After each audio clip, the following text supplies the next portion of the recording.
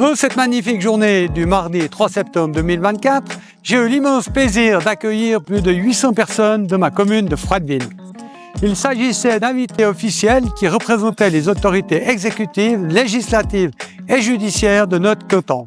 De nombreux représentants des communes du Gros-de-Vaud et d'ailleurs, ainsi que des représentants des autorités de cantons voisins et plusieurs élus fédéraux avaient trouvé le chemin de Froideville. Des amis et proches, ainsi que des sponsors et la population étaient associés à la fête, qui est importante dans le calendrier politique vaudois. En tant que président du Grand Conseil, j'ai été tenu de conclure la partie officielle, durant laquelle j'ai pris le temps de remercier les députés qui m'ont élu à la présidence pour leur confiance, ainsi que pour remercier tous ceux qui ont rendu cette fête possible. Je pense aux sponsors, annonceurs et donateurs. Je pense aussi aux communes du Gros-de-Vaud, à mon parti, l'UDC, ainsi qu'aux membres du comité d'organisation qui ont œuvré durant plus de 18 mois à la préparation de cet événement. Jean-François est compétent. Il connaît les rouages institutionnels parfaitement, les relations si précieuses entre le canton et les communes, entre le Grand Conseil et le Conseil d'État. Jean-François est également attachant et c'est important pour cette fonction. Il aime son pays et ses habitants.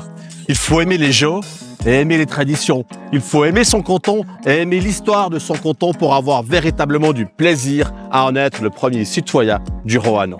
La deuxième partie faisait la part belle aux milices vaudoises, la troupe d'honneur du Conseil d'État. Les mousquetaires, les chasseurs à cheval et l'artillerie ont procédé à de belles démonstrations qui ont ravi les invités et la population présente. Un grand cortège s'est élancé à travers les rues du village, les pâturages et les champs de la commune.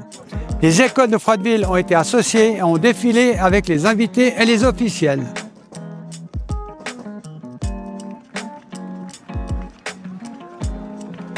Chaque année, le Conseil d'État est associé à la réception du président du Grand Conseil et ses 7 membres répondent présents à cette dernière.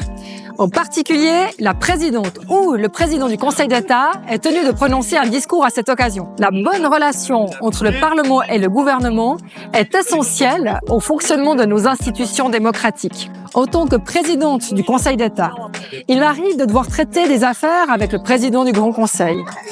Lors de visites protocolaires ou de grands sujets politiques, par exemple. Je me réjouis tout particulièrement de collaborer avec Jean-François Thuillard, que je connais depuis de nombreuses années.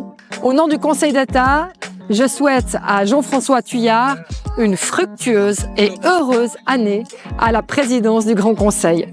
La troisième partie était dédiée à la convivialité aux produits du terroir. Les invités se sont retrouvés sous la cantine montée à proximité de la grande salle du village pour partager le verre de l'amitié et profiter d'échanger entre eux dans une ambiance festive et amicale. Cette tradition, qui unit des politiciens de tous les partis et de toutes les régions du canton, est précieuse. Elle nous permet de célébrer ensemble les institutions et l'histoire vaudoise. J'ai tant de monde à remercier que j'espère que chacun se reconnaîtra de mes remerciements. Mais en particulier, j'aimerais dire un grand merci et témoigner ma reconnaissance aux membres du comité d'organisation et aux bénévoles, aux amis de Froideville et des communes voisines qui ont œuvré pour la réussite de cette magnifique journée. Enfin, mes remerciements seraient incomplets sans dire un immense merci à mon épouse Catherine, à mes 3 enfants sans qui rien n'aurait été possible. Vive les institutions démocratiques vaudoises, vive le canton de Vaud!